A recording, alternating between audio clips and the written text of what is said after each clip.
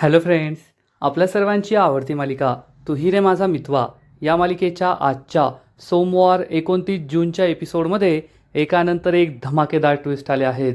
Friends, आजचा episode खूप खूप खूप भारी होता, ज्याचा आपण कधी विचारही केला नव्हता ना.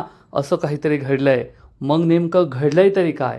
तर फ्रेंड्स, आजच्या एपिसोडमध्ये वल्लरीचं संपूर्ण सत्य हे रमाकांतला कळलंय की वल्लरीनेच त्याला आणि ईश्वरीच्या आईला सुप्रियाला त्या हॉटेलमध्ये एकत्र त्या अवस्थेत आणलं होतं. या सगळ्या प्रकरणामागे वल्लरी होती आणि वल्लरीने हे का केलं जे आपल्याला माहीत नाहीये ते सुद्धा कळलं. अर्णवच्या आईने सात्विकाने एका पार्टीमध्ये चोरी केली म्हणून वल्लरीच्या थोबाडीत मारली होती. तिला चोर म्हणाली होती, तिचा अपमान केला होता आणि या अपमानाचा बदला म्हणूनच वल्लरीने हे सगळं घडवून आणलं होतं. आणि वल्लरीला सुद्धा हे कळलंय की रमाकांतला हे कळलंय की हे सगळं आपण घडवून आणलं होतं. आणि मग वल्लरी आणि रमाकांतमध्ये जोरदार हाणामारी झाली आहे. मग हे सगळं नेमकं घडलं तरी कसं हे जाणून घेण्यासाठी हा व्हिडिओ शेवटपर्यंत नक्की पहा. फ्रेंड्स, आजच्या एपिसोडच्या सुरुवातीलाच अर्णव शोधायला गेलेला असतो 5 फळं आणि ईश्वरी शोधायला गेलेली असते वडाचं झाड. आणि हे दोघेही एकत्र येतात. अर्णव सांगतो, हे पा मी सिंदोर, मी 5 फळं शोधून आणलीत. आणि तो ईश्वरीला 5 जांभूळ दाखवतो. ईश्वरी डोक्याला हात लावते आणि म्हणते, हे भगवान सर, मी तुम्हाला 5 वेगवेगळ्या प्रकारची फळं आणायला सांगितली होती, एकच फळ 5 नव्हते आणायला लावले. म्हणजे ॲप्पल, चिक्कू, बनाना, अजून संत्री, मोसंबी अशी 5 वेगवेगळे फळं. जा तसे फळं घेऊन या. अर्णव चिडून म्हणतो, मी सिंदोर, येथे अशी फळं कशी मिळणार? ईश्वरी म्हणते, आमच्या इंदोरमध्ये मिळतात. अर्णवला मोठा धक्काच बसतो. अर्णव विचारतो, तुमच्या इंदोरमध्ये ॲप्पल मिळतं? ईश्वरी म्हणते, हो. अर्णव विचारतो, कोठे?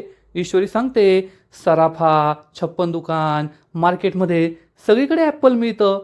अर्णव चिडून म्हणतो, मी Sindoor, are you out of your mind? अगं ते तर मुंबईच्या मार्केटमध्ये सुद्धा मिळतं. या जंगलात कुठे ॲप्पल मिळणार आहे? मुंबईत आहोत आपण. आपण काय काश्मीरमध्ये नाही आहे इथं ॲप्पलचं झाड असायला आणि मी ॲप्पल घेऊन यायला. काही कळत आहे का तुला? ईश्वरीला समजतं की ती काय बोलते तिचं तिलाच कळत नाही आहे. अर्णव म्हणतो, आता ही 5 फळंच गोड मानून घे. 5 वेगवेगळ्या प्रकारची नाही, 5 फळं तर आहेत ना, बस झाली. आणि सांग आता वडाचं झाड कुठे आहे? तेथे आपण पटकन पूजा करूया, उशीर होतोय, आपल्याला कॉम्पिटिशनला जायचं आहे. तर ईश्वरी ही काहीच बोलत नाही, कारण ईश्वरीला वडाचं झाड सापडलेलंच नसतं. ईश्वरी बोलत नाही असे काहीतरी एक्सप्रेशन करते, बाजूला पाहते. अर्णव म्हणतो, तिकडे आहे का? चल जाऊया तिकडे. ईश्वरी म्हणते, नाही सर, मला आहे ना वडाचं झाड सापडलंच नाही आहे. खूप शोधलं मी, पण या जंगलात वडाचं झाडच नाही आहे. अर्णवला मोठा धक्काच बसतो. अर्णव विचारतो, काय? अगं तुला एक साधं वडाचं झाड नाही सापडलं? मला 5 फळं आणायला सांगितली, वेगवेगळी नाही पण क्वांटिटीमध्ये मी 5 फळं आणली आणि तुला वडाचं झाड सापडलं नाही? काय खरं आहे तुझं? त्यामुळे तुला सांगत होतो आपण रस्त्याने जाऊया, तेथे वडाचं झाडसुद्धा भेटलं असतं, 5 वेगवेगळ्या प्रकारची फळंसुद्धा भेटली असती. पण तुला आहे ना माझं ऐकायचंच नसतं. चल आता पूजा उद्या कर. ईश्वरी चिडून म्हणते, नाही सर, जोपर्यंत मी वडाची पूजा करणार नाही तोपर्यंत मी येथून हलणार नाहीये. मी येथेच थांबून राहणार, अशीच उभी राहणार. अर्णवला कळतच नाही की आता काय करायचं. ही ईश्वरी तर हट्ट पकडून बसली आहे की मी इथून हलणार नाही आणि येथे वड नाही आहे. मग आता पुढे काय करायचं हाच प्रश्न अर्णवला पडतो. ईश्वरी जागेवर तशीच उभी राहते. आणि इकडे आपला जेम्स बॉन्ड म्हणजेच रमाकांत वल्लरीच्या रूममध्ये शोधाशोध करत असतो. वल्लरीचं अख्खं कपाट तो शोधत असतो, पण त्याला काही एवढं सापडत नाही. मग कपाटाच्या सगळ्यात शेवटच्या कप्प्यामध्ये एक मोठी बॅग असते. ही बॅग तो उघडतो, परंतु या बॅगमध्ये सुद्धा साड्या वगैरे असतात. या बॅगमध्ये त्याला काही सापडत नाही. त्याच्या बाजूला एक छोटीशी कपड्याची बॅग असते. मग रमाकांत ही बॅग उघडतो. या बॅगमध्ये सुद्धा साड्या, शॉल वगैरे सगळं असतं, पण त्यात त्याला एक बॉक्स सापडतो, लाल रंगाचा बॉक्स. रमाकांत या बॉक्समध्ये काहीतरी असेल असा विचार करून हा बॉक्स उघडतो आणि या बॉक्समध्ये चक्क एक मेडल असतं, एक वेगळ्याच प्रकारचं मेडल. आणि हे मेडल पाहून रमाकांतला मोठा धक्काच बसतो. रमाकांत म्हणतो, हे मेडल वल्लरीकडे एवढ्या वर्षानंतर सुद्धा तिने हे जपून ठेवलंय. आणि मग रमाकांतला अशी गोष्ट आठवते जी आपल्या कोणालाच माहीत नाहीये. वल्लरीने सात्विकाचं सगळं काही केलंय. वल्लरीने काय काय कटकारस्थाने केली आहे हे आपल्या सगळ्यांना माहिती आहे. पण वल्लरीने हे का केलं हे आपल्याला माहीत नव्हतं आणि आज तो मोठा खुलासा आपल्यासमोर होतो. रमाकांतला आठवतं की त्याच्या घरी जेव्हा सात्विका जिवंत होती, सगळं काही ठीकठाक होतं, त्याच्या इंदोरच्या घरी एक भली मोठी पार्टी होती. अख्ख्या शहरातील मोठी मोठी माणसं तेथे जमलेली होती आणि तेव्हा अर्णवची आई सात्विका ही या वल्लरीच्या पदरातून असा एक मेडल खाली पाडते. म्हणजे वल्लरीने हे मेडल चोरलेलं असतं, जे आता रमाकांतला भेटलंय ना, तेच सेम मेडल. आणि सात्विकाने हे सगळं पार्टीत केलेलं असतं सगळ्या लोकांसमोर. सात्विका चिडून म्हणते, वल्लरी, आजपर्यंत तू घरात दागिने चोरायची, तोपर्यंत मी त्याच्याकडे कानाडोळा केला, मी ते सगळं सहन केलं, पण आता नाही, आता पाणी डोक्याच्या वर चाललंय, तुला धडा शिकवावाच लागेल. असं म्हणून सात्विकाने चक्क भर पार्टीत सगळ्या शहरातील लोकांसमोर वल्लरीच्या सनसनीत मुस्काटात मारली होती, तिचं थोबाड फोडलं होतं. मामासुद्धा तेथे होता आणि वल्लरीचे असे कान पाहून मामाला सुद्धा खूप वाईट वाटलेलं. रमाकांतला सुद्धा जबर धक्का बसला, पण सगळ्यात मोठा धक्का बसला होता वल्लरीला. या सात्विकाने सगळ्या लोकांसमोर माझा अपमान केला, मला चोर म्हणाली, माझ्या थोबाडीत मारलं. हे काही तिला सहन झालेलं नसतं. तिच्या तळपायाची आग मस्तकात गेलेली असते, तिच्या डोळ्यात रक्त उतरलेलं असतं आणि रमाकांतला हे सगळं आठवतं. रमाकांत म्हणतो, वल्लरीने अजून हे मेडल जपून ठेवलंय, याचा अर्थ वल्लरीला तो अपमान जिव्हारी लागला होता. आणि तसंही सात्विका गेल्यानंतर सात्विकाचं जे काही होतं ते सगळं वल्लरीलाच मिळालं असेल. सात्विकाचे दागिने, सात्विकाच्या वस्तू या सगळ्या वल्लरीनेच घेतल्या असतील, पण तरीही इतक्या वर्षानंतरसुद्धा तिने हे मेडल असं जपून ठेवलंय. याचा अर्थ त्या पार्टीतला अपमान, ती कानाखाली मारलेली वल्लरीच्या खूप जिव्हारी लागली होती. मग वल्लरीने हे सगळं केलं असेल का? पण अजूनसुद्धा रमाकांतचा संशय नसतो. कदाचित त्या अपमानाची आठवण म्हणून वल्लरीने हे मेडल जपून ठेवलं असेल, असं रमाकांतला वाटतं. आणि तेवढ्यात रमाकांतची नजर एका एन्व्हलोपवर जाते आणि रमाकांत हे एन्व्हलोप उघडून पाहतो, तर त्यातून चक्क त्याचे आणि सुप्रियाचे त्या हॉटेलमधील फोटो बाहेर पडतात आणि त्याच्यामध्ये चक्क निगेटिव्हसुद्धा असतात. हे ओरिजिनल फोटो असतात. हे फोटो पाहून रमाकांतला मोठा धक्काच बसतो. रमाकांत म्हणतो, हे फोटो वल्लरीकडे कसे? आणि फक्त फोटोच नाही तर निगेटिव्हसुद्धा आहे. आणि रमाकांतला त्या हॉटेलमध्ये इंदोरमध्ये घडलेली सगळी घटना आठवते, जेव्हा सुप्रिया ही इंटरव्ह्यूसाठी त्या रूममध्ये आलेली आणि रमाकांतला कॉफी पिल्यानंतर चक्कर आली. सुप्रियाने त्याला सावरलं. रमाकांत तिच्या खांद्यावर डोकं ठेवून पडला आणि तेवढ्यात पत्रकार तेथे आले आणि सुप्रिया रमाकांतवर नाही नाही ते आरोप लावले. रमाकांत हे निगेटिव्ह्ज पाहतो. त्याला समजतं की या ओरिजिनल फोटोंचेच हे निगेटिव्ह्ज आहेत आणि मग त्याच्या डोक्याची ट्यूब पेटते. रमाकांत या मेडलकडे पाहतो, या फोटोजकडे पाहतो, या निगेटिव्हजकडे पाहतो आणि त्याच्या लक्षात येतं, याचा अर्थ हे सगळं वल्लरीने घडून आणलं होतं. माझ्याबरोबर, सुप्रियाबरोबर हॉटेलमध्ये जे काही घडलं, हा सगळा वल्लरीचा प्लॅन होता. पार्टीत सात्विकाने केलेल्या अपमानाचा बदला घ्यायचं म्हणून तिने हे सगळं घडून आणलं होतं. हे रमाकांतला समजतं आणि त्याला जबर धक्काच बसतो. फ्रेंड्स, हा या मालिकेतला सगळ्यात मोठा ट्विस्ट आहे. म्हणजे आता वल्लरीचे दिवस भरलेत. रमाकांतला तिचं सत्य कळलंय, म्हणजे वल्लरी काय आता वाचत नाही, एवढं मात्र नक्की. दुसरीकडे अर्णव ईश्वरीला म्हणतो, चल वडाची पूजा करून घे. ईश्वरी विचारते, कोठे वड? अर्णव म्हणतो, चल माझ्याबरोबर, मी दाखवतो. अर्णव ईश्वरीला बाजूच्या एका झाडाजवळ घेऊन येतो आणि म्हणतो, हा आहे वड, कर याची पूजा. ईश्वरी म्हणते, सर हे वडाचं झाड नाहीये, दुसरंच कोणतं तरी झाड आहे. अर्णव म्हणतो, माहिती आहे ते मला, पण वडाच्या झाडासारखं दिसतंय ना, एवढं मोठं विस्तीर्ण झाड आहे, चांगलं जाडसर आहे आणि वडाच्या झाडासारखाच रंग आहे त्याचा. चल कर या वडाच्या झाडाची पूजा. पण ईश्वरी त्यासाठी स्पष्ट शब्दात नकार देते. अर्णव म्हणतो, मी सिंदूर, तुम्ही वडाची पूजा का करता? म्हणजे तुम्ही बायका, तुझ्या केसमध्ये मला दीर्घायुष्य मिळावं म्हणून तू वडाची पूजा करणार आहे ना, पण थिंक लॉजिकली. अगं मी सिंदूर, असं काही होत नाही. वडाची झाडाची पूजा केल्याने मला दीर्घायुष्य कसं मिळणार आहे? याला काही लॉजिक आहे का? थोडा विचार कर. जुना काळ वेगळा होता, आता काळ बदललाय. आपण या गोष्टी समजून घेतल्या पाहिजे. आणि तुला करायचीच आहे तर मग वडाच्या झाडाची पूजा कर, नाहीतर दुसऱ्या कोणत्याही झाडाची पूजा कर. काय फरक पडतो? चल कर लवकर पूजा, उशीर होतोय आपल्याला. ईश्वरी म्हणते, सर मी नाही करणारे पूजा. अर्णव चिडून म्हणतो, आता मी फळं आणायला गेलो होतो आणि मला काही झालं असतं मग.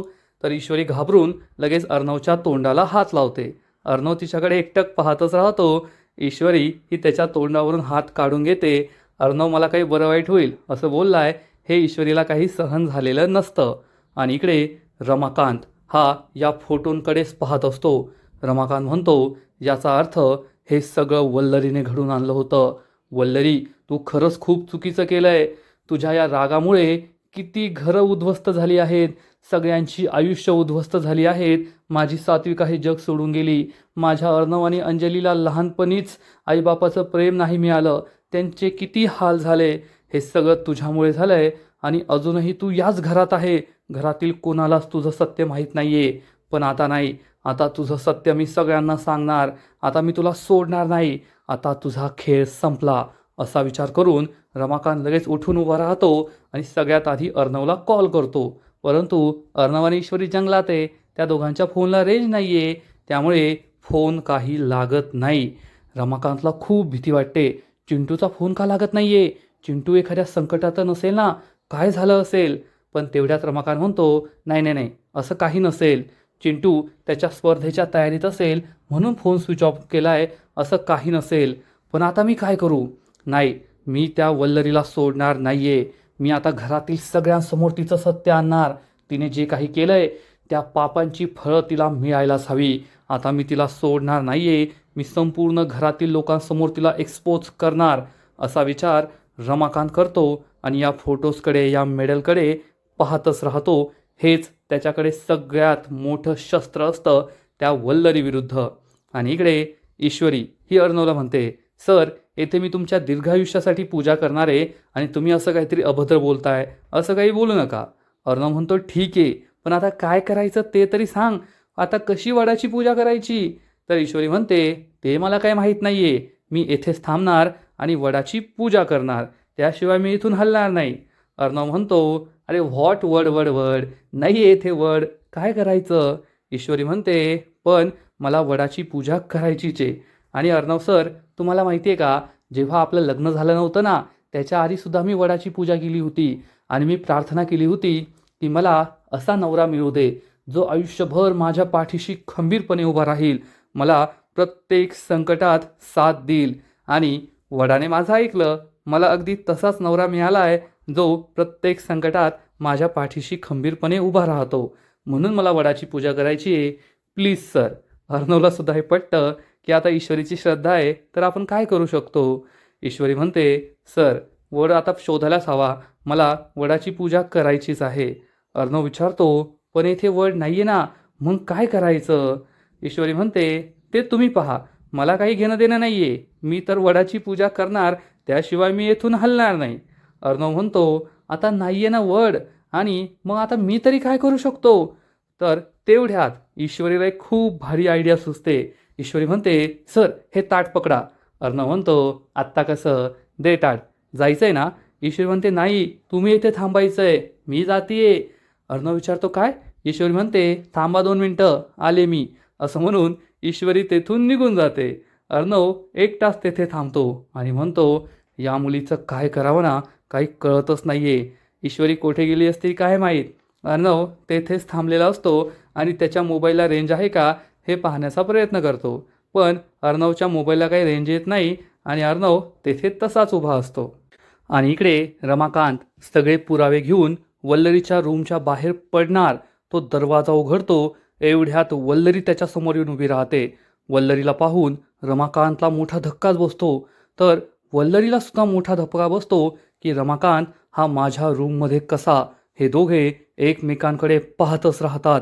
वल्लरी खूप घाबरते आणि विचारते, तुम्ही माझ्या रूममध्ये काय करताय? आणि तेवढ्यात वल्लरीची नजर ही कपाटाकडे जाते आणि या रमाकांतने माझं सगळं कपाट उचकलंय. रमाकांतला माझ्या विरुद्ध सगळे पुरावे सापडले आहेत हे वल्लरीच्या लक्षात येतं. वल्लरी रमाकांतच्या हातात पाहते तर रमाकांतच्या हातात ते मेडल, निगेटिव्ज, फोटोज सगळं असतात. आणि वल्लरी विचारते, तुम्ही माझ्या रूममध्ये काय करताय? तर रमाकांत म्हणतो, वल्लरी, आता प्रश्न विचारण्याची वेळ माझी आहे. मी तुला प्रश्न विचारणार. सात्विकाने तुझा त्या पार्टीत अपमान केला त्याचा एवढा घाणेरडा बदला घेतलास तू? अगं, आमचं संपूर्ण कुटुंब उद्ध्वस्त केलं. तुझ्यामुळे मी इतकी वर्ष साधू बनून फिरत होतो. सात्विकाने आत्महत्या केली. माझ्या चिंटू आणि अंजलीला लहानपणापासून आईबापाचं प्रेम नाही मिळालं. त्यांना किती ठोकरा खाव्या लागल्या. हे सगळं तुझ्यामुळे. हे सगळं करताना तुला लाज नाही वाटली का? अगं, पैशांची किती हाव असावी. मला मान्य आहे ना, सात्विकाने सगळ्यांसमोर तुझ्या कानशिलात लगावली, तुझा अपमान केला, पण त्यासाठी सुद्धा तूच जबाबदार होतीस. तू चोऱ्या केल्यास, दागिने चोरले, मेडल चोरलं, म्हणून तिने हे सगळं काही केलं ना. यात तिची तरी काय चूक? तुला लाज नाही वाटली का हे सगळं करताना? तर वल्लरी ही तशी पण निर्लज्जच आहे. वल्लरी ही निर्लज्जपणे म्हणते, नाही वाटलं मला काही करताना, कारण माझा अपमान झाला होता आणि मी माझ्या अपमानाचा बदला घेतला. यात माझं काहीच चुकलेलं नाहीये. रमाकांत चिडून म्हणतो, पण आता माझ्याकडे तुझ्याविरुद्ध सगळे पुरावे आहेत. मी ते सगळ्यांना दाखवणार. वल्लरी चिडून म्हणते, कारण तेव्हा मला माझा हक्कच मिळत नव्हता. त्या पार्टीत तुम्ही सुद्धा होता ना. काय केलं होतं मी? तुमच्याकडे मरणाचा पैसा होता, नाव होतं, संपत्ती होती, प्रसिद्धी होती, आणि आमच्याकडे काय होतं? मला आणि माझ्या नवऱ्याला तुम्ही भोळसट समजायचे. आम्हाला घरात काडीचं महत्त्व नव्हतं, आणि त्यात ती आमची ओल्ड लेडी. तिला स्वतःच्या लेकीचंच कौतुक, सुनेला कायम पाण्यात पाहायची ती. आणि मी तेव्हाच ठरवलं, जर मला माझा हक्क मिळत नसेल ना, तर मी माझा हक्क ओरबाडून घेणार. आणि मी तेच केलं. आठवतीये का ती पार्टी? वल्लरीला ती पार्टी आठवते, ज्या पार्टीमध्ये तिच्या पदरातून ते मेडल खाली पडलं. सात्विका तिच्यावर खूप चिडली आणि म्हणाली, वल्लरी, आजपर्यंत तू दागिने चोरायची, ते मी कानामागे टाकलं, कानाडोळा केला, पण आता नाही. आता तू माझा सन्मान चोरलाय, हे मेडल चोरलंय. आता तुझी गय नाही, असं म्हणून सात्विकाने सगळ्यांसमोर या पार्टीमध्ये वल्लरीच्या थोबाडीत मारली होती. तिचा अपमान केला होता. वल्लरी चिडून म्हणते, तो अपमान माझ्या जिव्हारी लागला होता आणि मी त्या क्षणी ठरवलं होतं की आता नाही, आता यानंतर अपमान सहन करायचा नाही, आता या अपमानाचा बदला घ्यायचा. रमाकांतला खूप राग आलेला असतो. वल्लरी म्हणते, मग त्यामुळेच मी उदयकांतला हाताशी घेतलं आणि मग सुप्रियाच्या मदतीने तुम्हाला दोघांना फसवलं. तुमची बदनामी झाली. सात्विकाला जबर धक्का बसला. तुम्ही पळून गेला आणि मग सात्विकाने आत्महत्या केली. हे सगळं मी घडवून आणलं होतं उदयकांतच्या मदतीने. वल्लरी झालेला सगळा प्रकार सांगते की तेव्हा उदयकांत हा नगरसेवकाची निवडणूक लढवत होता आणि मग वल्लरीने त्यालाच कॉल केला, तुला जर पैसा हवा असेल तर माझं काम करावं लागेल. काही लोक तू जमव, काही लोक मी जमवते, आणि रमाकांत आणि त्याच्या कुटुंबाला आपण उद्ध्वस्त करू, असं वल्लरीने त्याला फोन करून सांगितलं होतं. वल्लरी म्हणते, आणि जो दुजा भाव मागच्या पिढीत होता ना, तो दुजा भाव आजच्या पिढीतसुद्धा सुरू आहे. माझा आकाश रात्रंदिवस मेहनत करतोय. त्याने या कंपनीला एवढं मोठं बनवलंय, पण क्रेडिट कोण घेतं? तुमचा अर्णव. सगळं काही त्याच्या नावावर, तो कंपनीचा मालक, आणि माझा आकाश कोण? शून्य. त्यामुळे मी तेव्हासुद्धा ओरबाडून घेतलं आणि आत्तासुद्धा ओरबाडून घेणार आहे. जसं मी तुम्हाला बर्बाद केलं, तसंच मी तुमच्या मुलाला सुद्धा बर्बाद करणार, तुमचं पूर्ण कुटुंब बर्बाद करणार, आणि हे सगळं मिळवणार माझा आकाश या सगळ्यांचा मालक होणार. रमाकांत म्हणतो, वल्लरी, तू तेव्हासुद्धा चुकलीस आणि आत्तासुद्धा चुकतेस. अर्णवला तू ओळखलंच नाहीये. अर्णव कधीही आकाशबरोबर दुजाभाव करणार नाही. तो आकाशला आपल्या सख्ख्या भावापेक्षा जास्त मानतो. तो त्याच्यासाठी सगळं करतो. अजूनही वेळ गेलेली नाहीये. चल माझ्याबरोबर बाहेर. तू ज्या काही चुका केल्या आहेत त्या सगळ्यांसमोर मान्य कर, सगळ्यांची माफी माग. माझा पूर्ण विश्वास आहे सगळे तुला नक्की माफ करतील.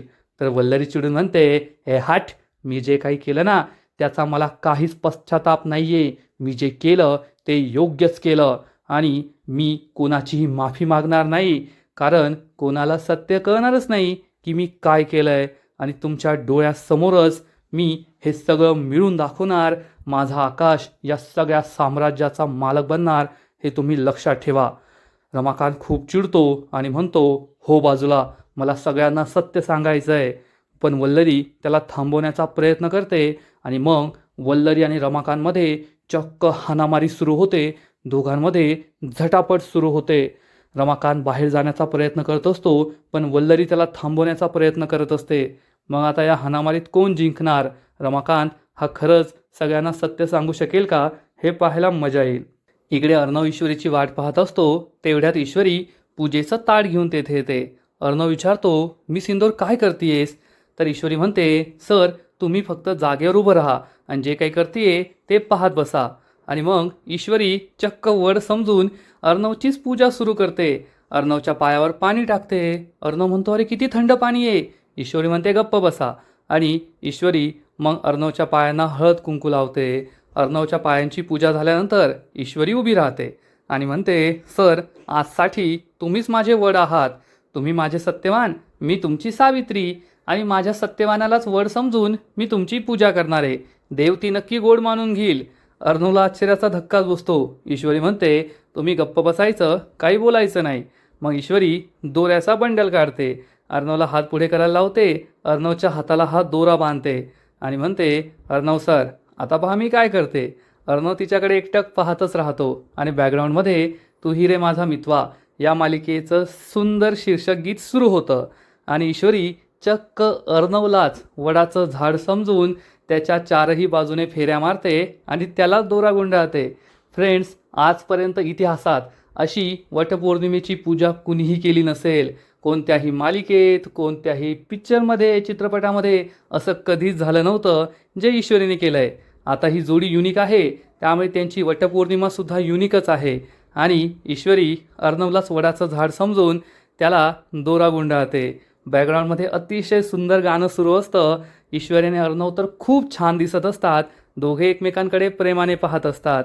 अर्णवला सुद्धा आनंद होतो, तो सुद्धा स्माईल करतो. खरंच मी सिंदूरचं माझ्यावर किती प्रेम आहे हे अर्णवला सुद्धा समजतं. आणि इकडे वल्लरी आणि रमाकांतमध्ये मारामारी सुरू असते आणि रमाकांत वल्लरीला जोरात ढकलून देतो.